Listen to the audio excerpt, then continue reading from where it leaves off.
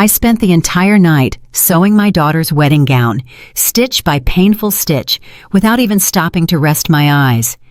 Each needle pass was a memory, every thread, a promise. The clock's steady tick-tock accompanied me until dawn, marking the hours like the echo of my own life, which felt like it was unraveling slowly. When I finished, the first ray of sun peeked through the window and settled on the white fabric. It was beautiful. It didn't have the sparkle of Fifth Avenue boutiques or the price tag of a high-fashion designer, but it was made with the love of a mother who, even after a lifetime of sacrifice, still believed that genuine care could heal anything.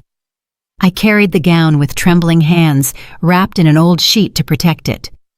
When I arrived at the home of my daughter, Zuri, she was surrounded by girlfriends, laughing and sipping coffee from delicate cups. She looked like one of those perfect, distant Hollywood socialites. For a moment, I felt a deep surge of pride, and then it happened. Zuri looked up, scanned me from head to toe, and asked, "Is that the dress?" I nodded, smiling. I unwrapped the fabric carefully, as if revealing a treasure. She looked at it for only a few seconds, and then, with a sneer of contempt, she let it fly. "This looks like something a poor person would wear." Her friends giggled softly. Before I could react, she snatched the gown and tossed it into the trash can. "I'm not getting married dressed like a seamstress, Mom." I felt the air abandon my lungs. I didn't say anything, not a single word. I just gathered my broken pride from the floor and walked out slowly before they could notice I was crying. I walked back home, my vision clouded. The sun was beating down hard, but I only felt cold.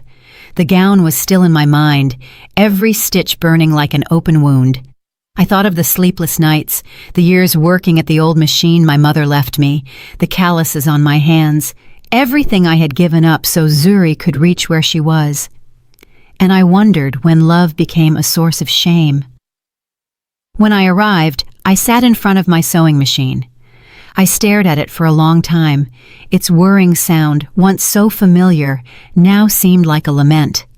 I touched the pedal, seeking comfort in its vibration, and felt a strange impulse. It wasn't sadness. It was something new, a cold, dangerous calm, the kind of calm that only arrives when a heart breaks and instead of collapsing, begins to plot. Days passed, and my daughter never called, not even to apologize. I heard through others that her designer gown was ready, imported from Paris. Perfect, as she put it. But perfection has no soul, and that dress, no matter how beautiful, could never tell her story. Then one afternoon, I went to her house. I waited for her to leave and slipped inside without making a sound. The scent of expensive perfume and fresh flowers filled the air, but in one corner of the room, the trash can still sat there. And inside, among crumpled papers and scraps of fabric, I found my dress, wrinkled, stained, humiliated, but whole, just like me. I pulled it out gently, hugged it to my chest, and took it home. I spread it out on my work table and observed it under the sunset light. It was beautiful, even in its misery, like a mother who continues to love even after being wounded. I ran my hand over the seams and felt my love still living there, within every thread. And then I knew it. That dress was not going to end up in the garbage. For the following nights, I locked myself in my studio. I didn't sleep, I barely ate, I just sewed. I embroidered crystal flowers onto the hem. I added vintage lace. And within every layer of fabric, I hid more than just embellishments. I hid my history. I placed one stitch for every tear, one thread for every sacrifice, one flower for every day I spent feeling invisible. As the dress transformed, so did I. I was no longer the submissive mother who bowed her head to her daughter's contempt. I was a woman who understood that love doesn't mean enduring everything, but choosing what is worth keeping. When I finished, the mirror reflected a different image. My eyes no longer held sadness, but determination. The gown sparkled beneath the studio lamp, and its brilliance held something more than beauty. It held justice. The wedding day arrived. I hadn't planned to go, but destiny, or perhaps self-respect, compelled me. I put on my simple cream dress, pinned up my hair, and walked out with a firm stride. Each step was a new heartbeat, every breath a silent declaration. I am not the same woman. When I arrived at the Grand Magnolia Ballroom in Charlotte, the air was filled with music and laughter, lights, flowers, and clinking champagne glasses. Zuri, radiant, wore her luxurious foreign lace gown. She was beautiful, yes, but empty.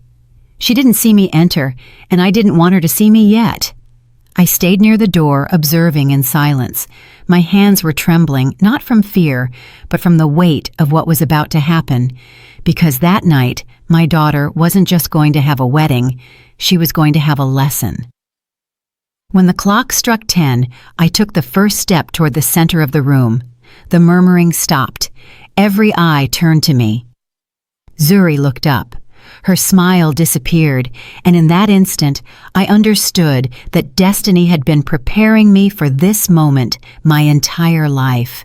Because sometimes a mother's love is demonstrated not through tears, but through a gown that shines brighter than shame. Needles have always been my best friends. Since I was 12, when my mother first taught me to sew a button, I knew that this would be my way of speaking to the world. I was never a woman of easy words, but my hands could say things my voice could not. And for decades, amidst threads, fabric, and silence, I learned that every seam could hold a story, even a life. When I became a widow, Zuri was only 6 years old. My husband, Kofi, died in a construction accident, and from one day to the next, I was left alone with a little girl and a sewing machine. I remember crying that night by the window, but the next morning, I turned on the machine, wiped away my tears, and started to sew. From that moment on, every garment that left my hands carried a promise. I would never let my daughter go hungry. We lived in a tiny apartment behind the small neighborhood tailor shop where I worked. Zuri slept on a little cot surrounded by fabric scraps that she sometimes used to make improvised dolls. I watched her play and thought that one day all this sacrifice would make sense, that one day she would understand that love can also be embroidered. For years, my fingers bled over other people's wedding fabrics, silk gowns, imported lace, the dreams of women who could afford what I never would. Sometimes, while sewing the veils of strangers, I imagined what it would be like when my own daughter got married. I dreamt of sewing her the most beautiful gown in the world, not because it was perfect, but because it would be made with the only thing I was never short on: love. When Zuri turned 15, I was able to buy her first brand new dress, not secondhand, not patched, but new. It was sky blue with a white ribbon I embroidered on the chest. That night, watching her dance, I felt that everything had been worth it. She hugged me tight and whispered in my ear, "You are the best mom in the world." That phrase stuck with me. I didn't know that years later those same words would sound like a sad echo, like a broken promise. Zuri grew up, and over the years she began to drift away from the world that had shaped us. She went to college in the city thanks to a small business loan I secured by selling my old car. She worked hard, moved up, and met different people. When she returned, she was a stranger. Her voice had changed, and her look had too. She no longer called me Mama, but Mother. And every time I spoke, I noticed a mix of annoyance and shame on her face. At first, I thought it was my imagination, but the signs were there. The calls she didn't return, the increasingly brief visits, and that comment she made one day without looking me in the eye. "I wish you had been able to get an education." That phrase pierced my heart like a needle, because without knowing it, she was telling me that the love I gave wasn't enough, that my hands, the very hands that sewed her childhood, no longer held value in her world. Even so, when she told me she was getting married, I felt a pure, innocent joy. I thought I could finally give her the gift I had dreamt of for so many years, her wedding gown. I offered to make it myself, and although she hesitated, she finally accepted. I took it as a sign of reconciliation, an opportunity to mend what distance had broken. That night, I sat in front of the machine and prayed before starting, "Lord, guide my hands, let every stitch be a blessing." I spent whole days choosing fabrics I could afford: ivory lace, soft tulle, and small pearls a client had left me as payment. Every thread carried a wish, every fold a hidden tear. And inside the lining, where no one else could see it, I sewed a tiny piece of my own wedding dress. It was my way of telling her, without words, "Take me with you, daughter. Even if you no longer see me, I will be there." But when it was all finished and she rejected it, it wasn't just the dress she threw in the trash. It was my story, my love, the invisible thread that still united us. That night, I didn't sleep. I stayed watching the machine, turned off and thought of my mother, how she too sewed until she was exhausted. She always told me, "Daughter, women like us don't have swords or fortunes. Our strength is in our hands." And in that moment, I understood.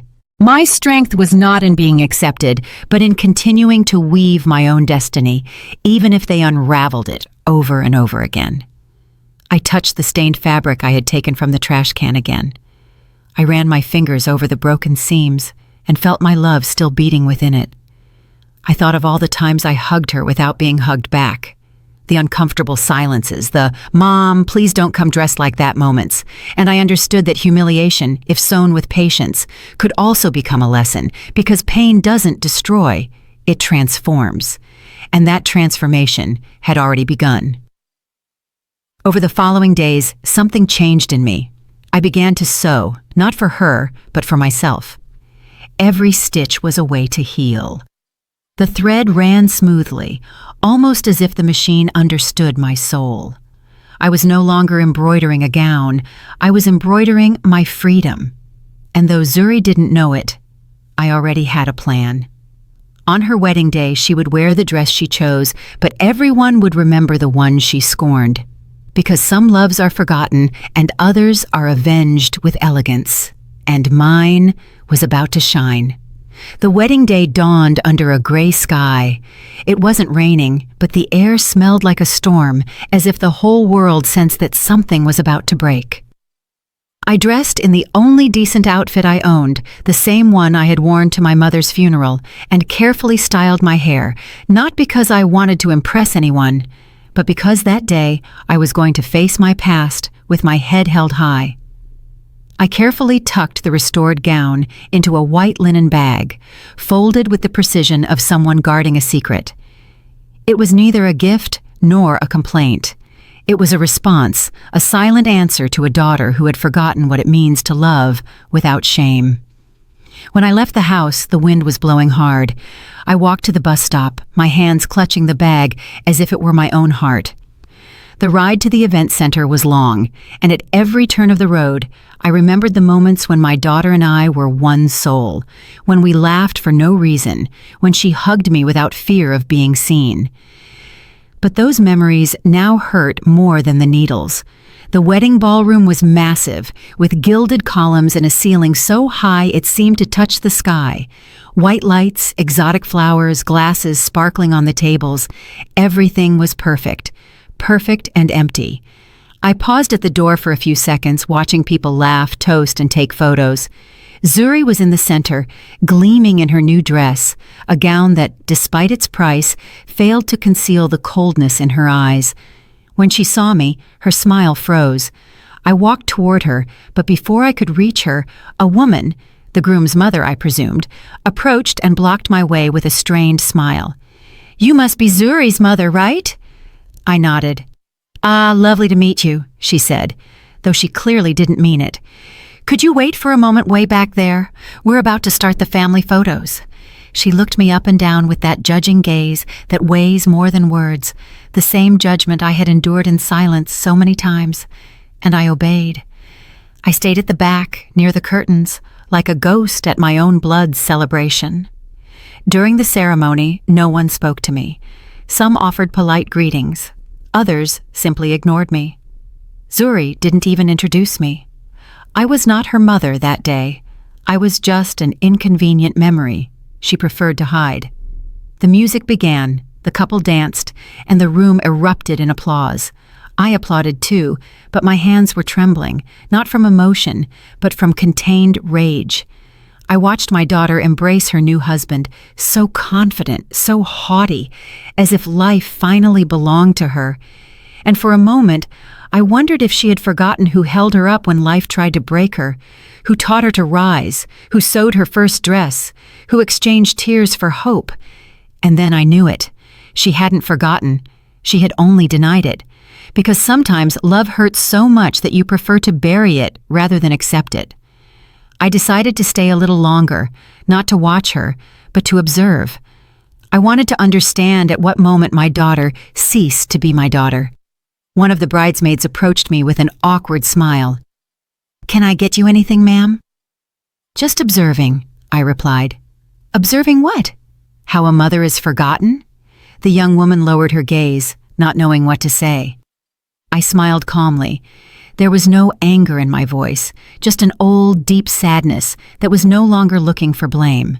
At midnight, when the guests were dancing and the music covered all conversations, I rose from my seat and walked toward the center of the ballroom. The gown was in my hands, eyes turned toward me one by one until the murmuring ceased. Zuri turned, confused. Color drained from her face. "What are you doing, Mom?" she whispered nervously. "Please, sit down." "I only came to give you back something that belongs to me," I said, showing the white bag.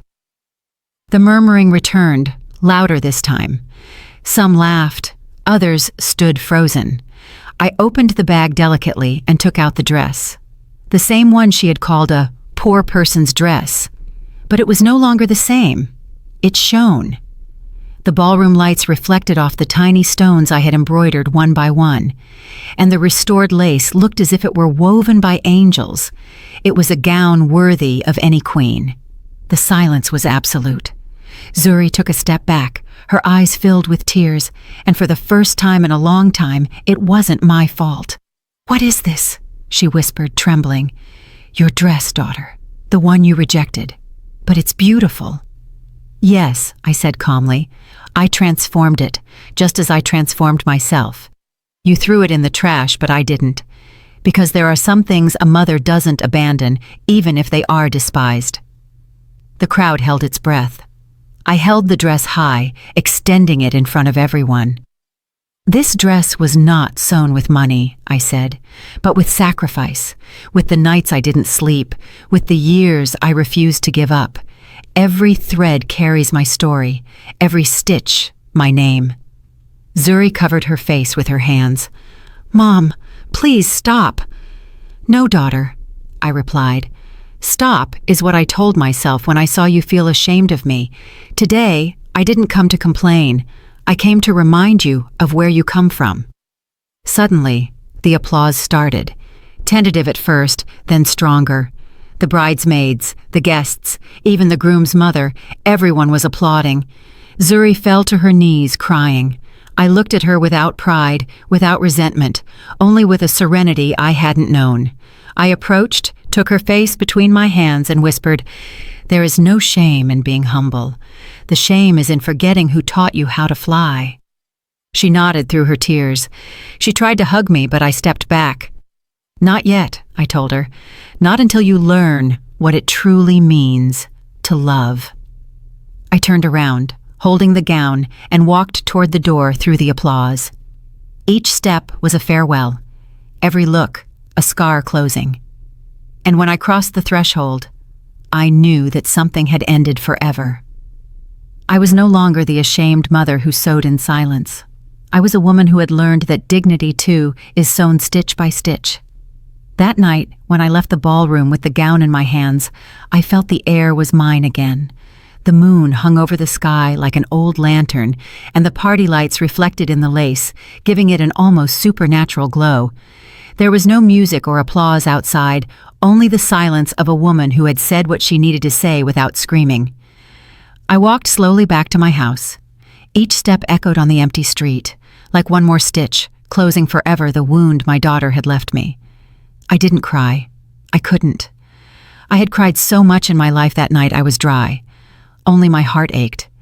But not from sadness, but from exhaustion. When I arrived, I hung the gown in front of the mirror. It was beautiful, too beautiful for contempt. But what no one knew, not even Zuri, was that inside that gown was something more than thread and embroidery. There was a hidden truth.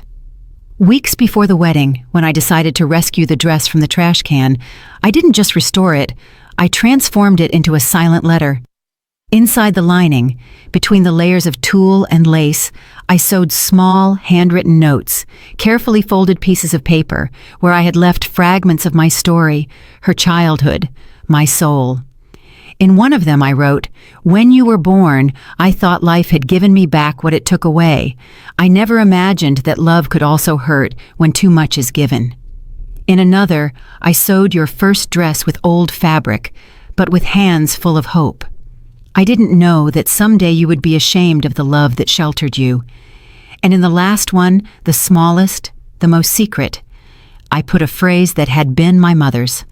The thread that joins a mother and her daughter is not broken. It only stretches until one of them learns to let go. I didn't know if Zuri would find those notes. I didn't know if she would ever have the courage to open the dress. But I did it anyway because sometimes you sow words so they can blossom when silence is no longer enough.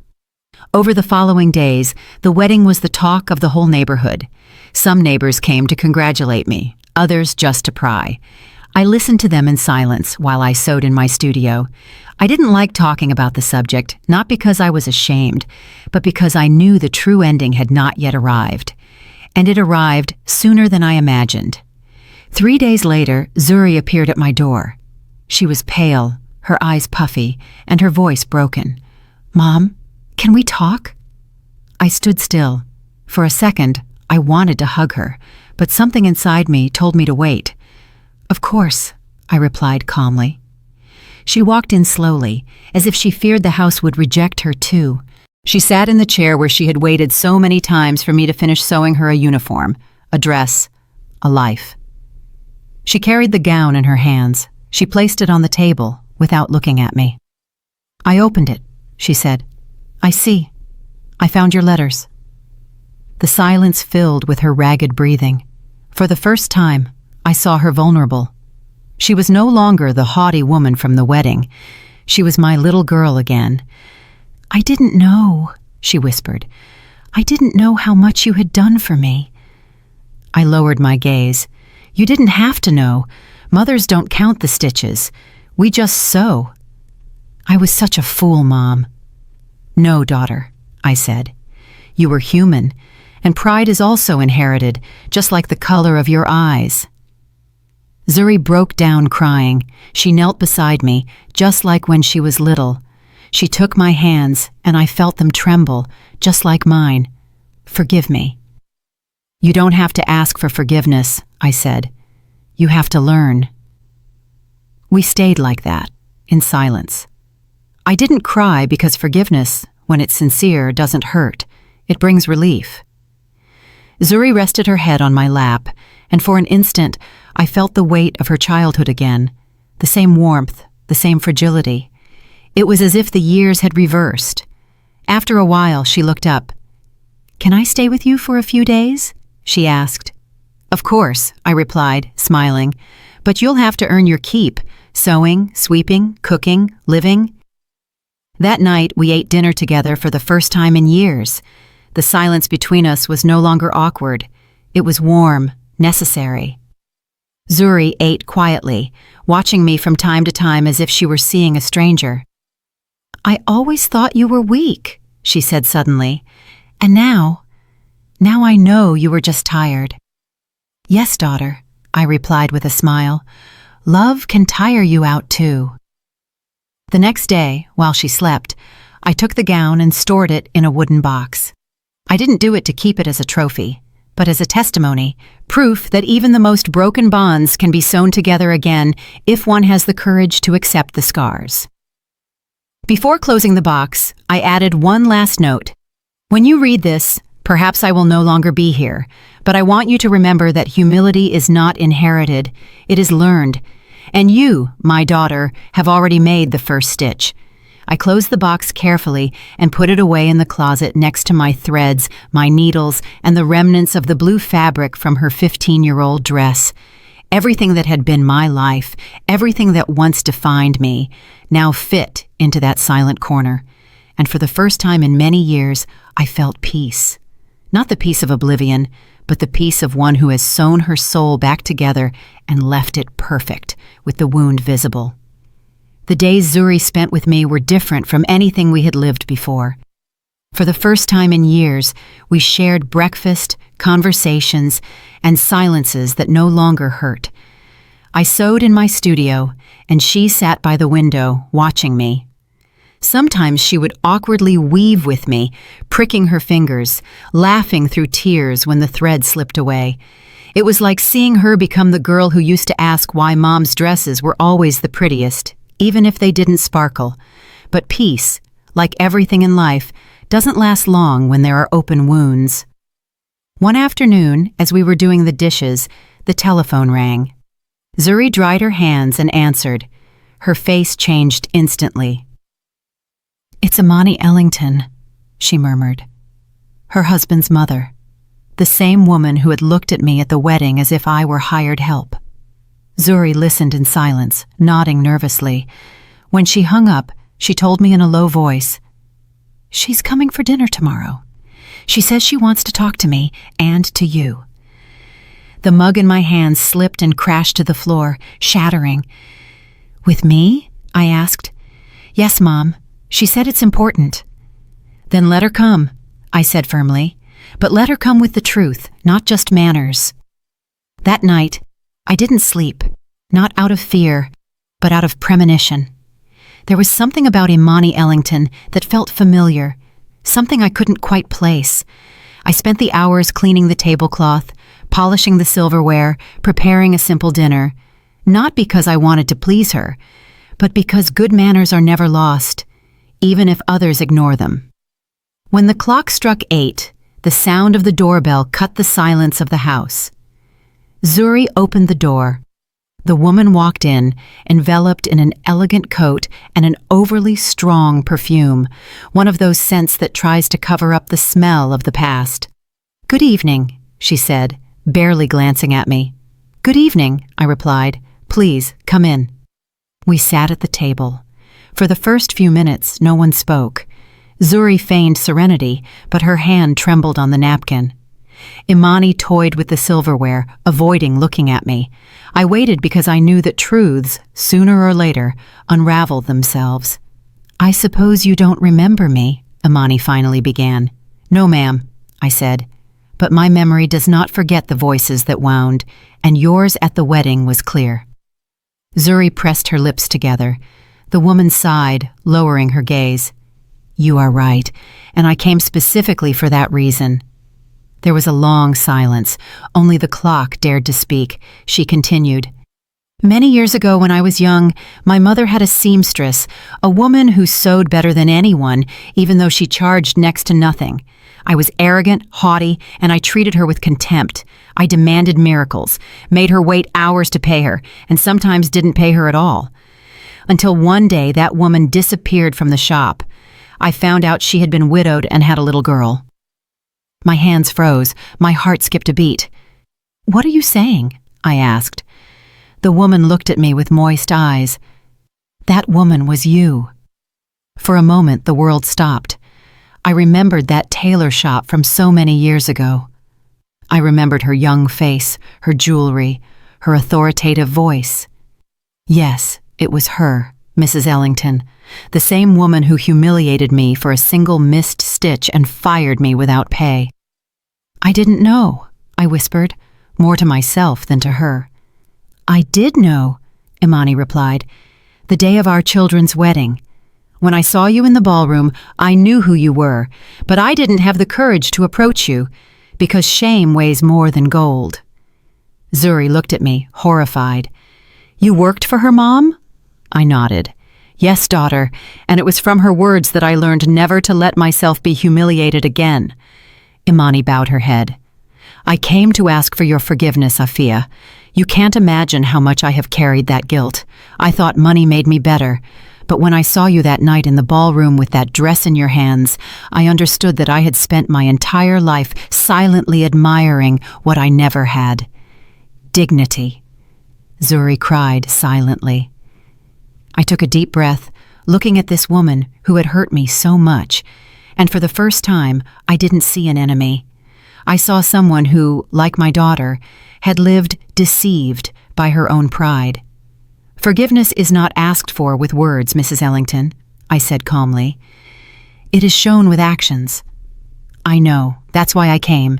And what do you want to do now?" "Help." "Help me do what?" "Open your own studio." Zuri looked up, surprised. "My mother? A studio?" "Yes," Imani replied. "With your talent, you can teach other women. I can provide the capital, not to clear my conscience, but to do something good with what I once used to humiliate." I looked at her in silence. Inside, a part of me wanted to reject her offer, to yell that forgiveness cannot be bought with money.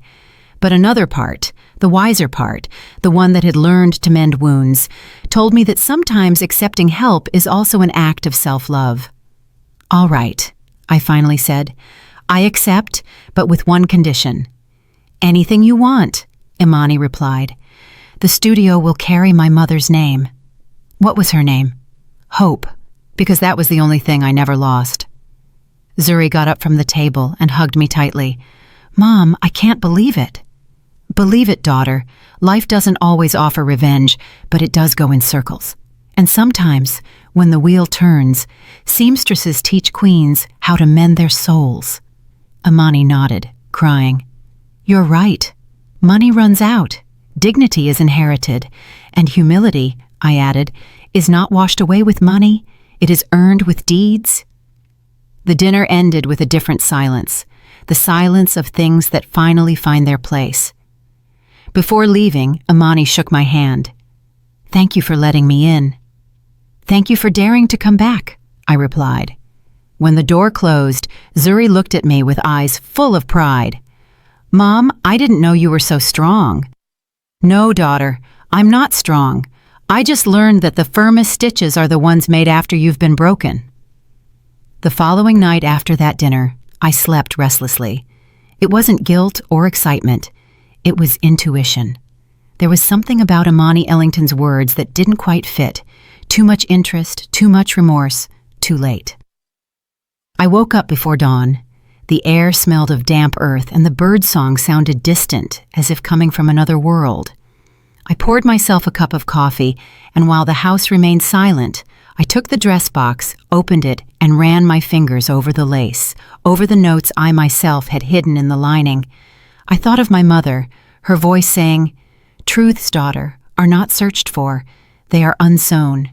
And without knowing why, that phrase stayed with me all day. Imani returned a week later with papers in her hand and a carefully rehearsed smile. "I have the studio contract, Afia," she said. "So soon?" "I don't want to waste time. I've been thinking a lot about all of this." Zuri watched us from the table, with that mix of joy and doubt that only children feel when they see their mothers approach old wounds. "Let's sit down." Imani unfolded the documents, talking about loans, machinery, space, and employees. I nodded, but something about her tone felt strange. It wasn't just regret, it was fear. "What's the rush, Mrs. Ellington?" I asked her. "Rush? No, I just want to do things right. I'm not talking about the studio, I'm talking about you." I looked her in the eye. "You have something you haven't said." Her face paled. She lowered her gaze. Her hands trembled on the tablecloth. Zuri frowned, not understanding. 30 years ago," she began, her voice trembling, "my mother didn't just have seamstresses. She also had secrets. I was young, reckless. I had a comfortable life, but it was empty. And then I met a man. A chill ran through my body. I knew, without knowing how, who she was referring to. His name was Kofi Bakari, she said, and the coffee caught in my throat. My breathing stopped. That was the name of my late husband, Zuri's father. "What are you saying?" I asked, barely audible. "What I should have told you years ago," Imani replied through tears. Your husband worked at my mother's shop before he married you. He was a noble, quiet boy, and I fell in love with him." Zuri jumped in her chair. "What?" "I never told him," Imani continued. "I never looked for him after he married you. But the day he died, I was there." The air grew heavy. Zuri looked at me, horrified. "What does that mean, Mom?" I couldn't speak. Imani continued between sobs. "I went to the hospital because I found out through a friend. I arrived late. I only saw them moving him. He had an envelope in his hand, an envelope addressed to you, Afia." My eyes blurred. For years, I had believed Kofi left nothing, that his death was as sudden as his silence. "An envelope," I whispered. Imani nodded. She pulled an aged, carefully folded piece of paper from her purse. "I kept it. I didn't know if I should deliver it. I thought you would hate me, but after the wedding I knew I couldn't hold on to this any longer." My hands were shaking as I took it. The paper was yellowed, the edges worn. I opened it carefully. Inside, Kofi's handwriting was still firm, straight, unmistakable. "Afia, if you are reading this, it means I didn't get a chance to tell you what you deserve to hear. I was not a good husband or a good father, but there is something you do not know. Before you, I made mistakes. One of them has been following me until today. If a woman named Imani Ellington ever appears, do not hate her. Just tell her that I forgive her, because she too was a victim of the same pride that destroyed me." The paper dropped from my hands. Zuri picked it up and read it in silence, tears streaming down her face. I stood looking at Imani, who was crying with her hands in her lap. For an instant, all the pieces clicked into place.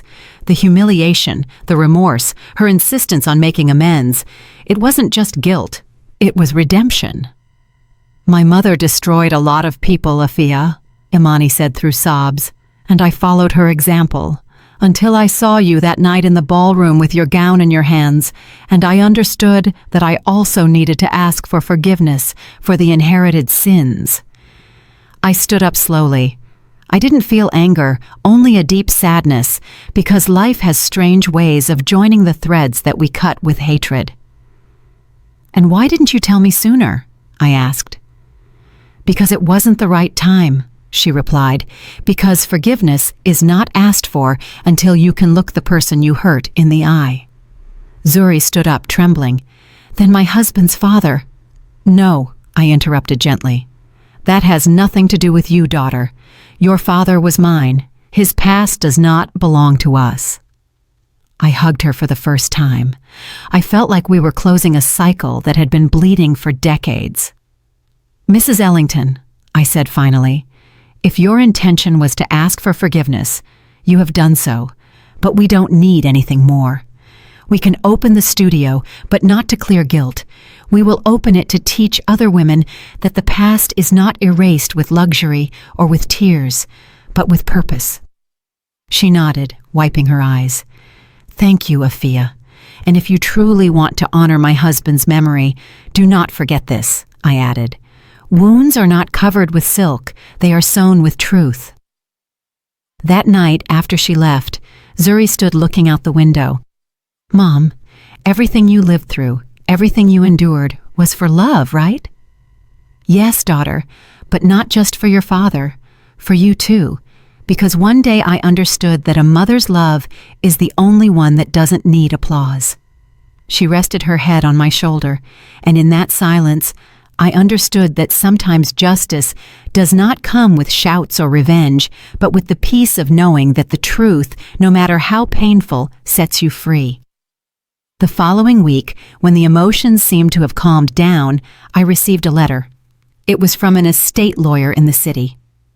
On the envelope, my name was written in elegant, old-fashioned script, Afia Bakari. For a second, I felt my heart stop. It had been years since I had seen that last name next to mine.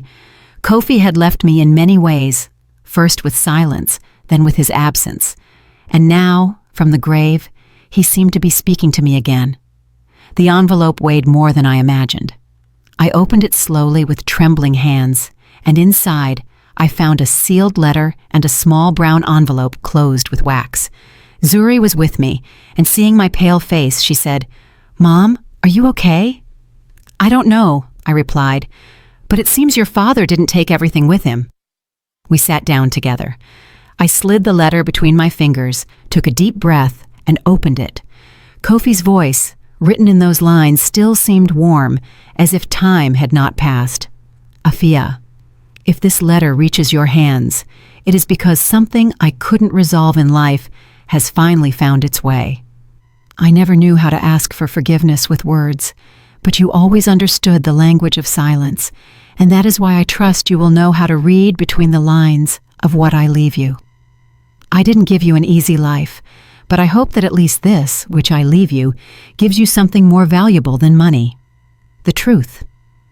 Inside the brown envelope are documents for an account I never mentioned to you. It's not large, but it was made with the work of my own hands, without stain. It is for you and Zuri, so that you never again have to depend on anyone's pity. But above all, there is something else: a journal. In it, I wrote everything I didn't know how to tell you, and everything I learned watching you love, even when you weren't loved in return. If you remember me, do so not for my mistakes, but for the stitches life forced us to make together. I stood motionless, my eyes fixed on the words. It was the first time in years I felt Kofi speaking to me from his soul, without excuses or masks. Zuri hugged me tightly. "Mom, Dad loved you." "Yes," I said, with contained tears, but he didn't know how. The brown envelope contained a leather journal, worn at the corners. Inside were pages filled with Kofi's handwriting, messy, as if he had written them at different times in his life. The first pages spoke of us, the day we met, my laughter in the studio, how my way of sewing made him feel at home. Then the pages turned dark, filled with frustration, guilt, and his fear of not being enough. I can't stand to see how the world despises her for being humble. She sews as if she were mending the universe with every stitch, and all I know how to do is break what she repairs. We read in silence until we reached the last pages. There, his tone changed. It seemed to have been written in his last days, when illness had consumed him. "If you ever feel alone, Afia, look for the red thread. It's in the drawer of our old house, where you kept the studio fabrics. That thread was the first one you used to sew Zuri's dress. I kept it. I never told you, but when I saw that thread, I remembered why everything was worth it. That thread, my love, is the only thing that still connects me to you." I couldn't sleep that night. I turned on the lamp and took out the old box where I kept the remnants of antique fabrics. And there was the red thread, the same one I had used to mend Zuri's christening gown, the same one I sewed my own wedding veil with. I held it between my fingers, unable to hold back the tears. It was like holding the pulse of the past, as if my whole life were braided into that thread. Zuri woke up when she heard me crying. She found me on the floor with the box open. "What is it, Mom?" I showed her the thread, and her face softened. "Dad." "Yes," I whispered. "He kept it all this time."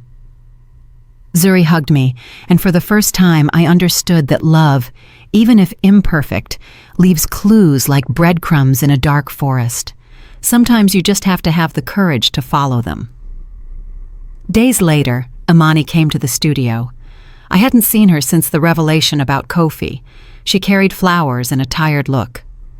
"I came to help you with the contract," she said. "It's not necessary. The studio will open anyway, but on different terms." "Different?" "Yes," I replied. "I won't do it out of charity or guilt. I will do it out of dignity." I told her about the letter, the red thread, about Kofi. She cried. "He wrote me a letter too," she confessed, "but I never had the courage to read it." "Then read it," I told her, "because the dead do not rest until their truths are heard." The day we opened the studio was bright. The neighbors, humble women from the West End, came out of curiosity, some with fabric scraps, others just wanting to learn. I hung a sign above the door, "Hope Studio, every stitch has a story." As I taught the young women to sew, I remembered my mother. I remembered my years of hunger and silence, and amidst that gentle bustle of machines, scissors, and laughter, I felt something I hadn't felt in decades: genuine pride. Zuri, with her apron on, moved among the students, helping them thread needles. She looked at me and smiled. "See, Mom? It all started with a dress thrown in the trash." "No, daughter," I replied. "It started much earlier, with a mother who never stopped sewing, even when life tore the thread from her hands." That afternoon, before closing the studio, I framed the red thread. Underneath it, I wrote a sentence in my own hand. "In the end, all wounds close, if you have the courage to hold the needle with love." And as I hung it on the wall, I understood that this thread didn't just join fabrics, it joined generations, stories, pains, and forgiveness. It was the invisible thread that connected me to my mother, my husband, my daughter, and all the women who had sewn their destiny with wounded hands but intact hearts. That night, before sleeping, I took Kofi's journal one last time. On the final page, with faded ink, there was a sentence I hadn't seen before. "Love is not always sewn with thread. Sometimes it is sewn with resignation, and sometimes with the silence of one who waits to be understood in another life."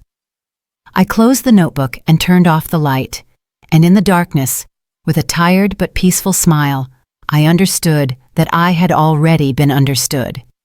Several years have passed since that wedding, since that night when pride and love measured themselves face to face and dignity finally prevailed over silence.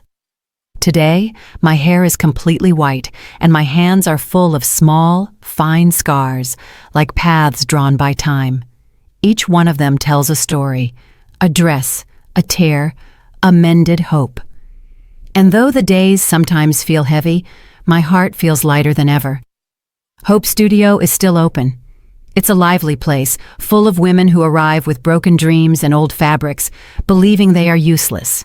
And yet with patience and love, they learn that everything, even what seems irreparable, can be shaped again.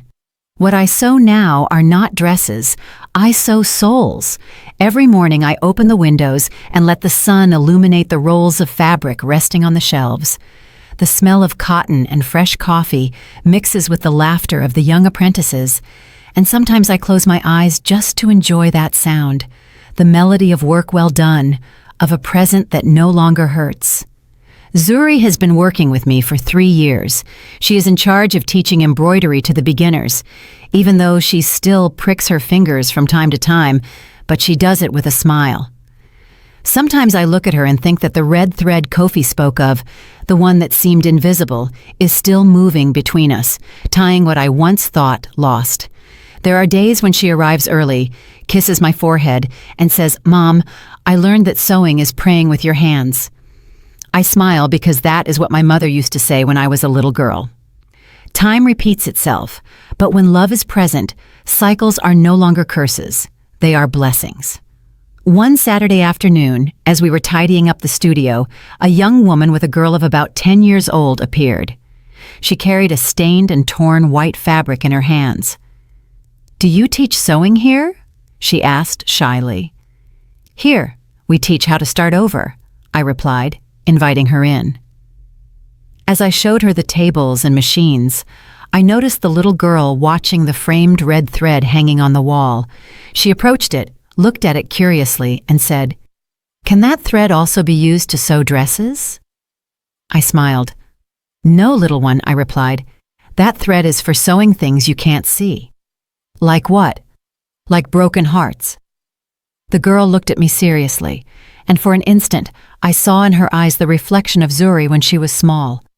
Time, I thought, has a habit of returning what we once lost, only with a different face, to see if this time we know how to take better care of it. That night, as I was closing the studio, Zuri approached me with an envelope.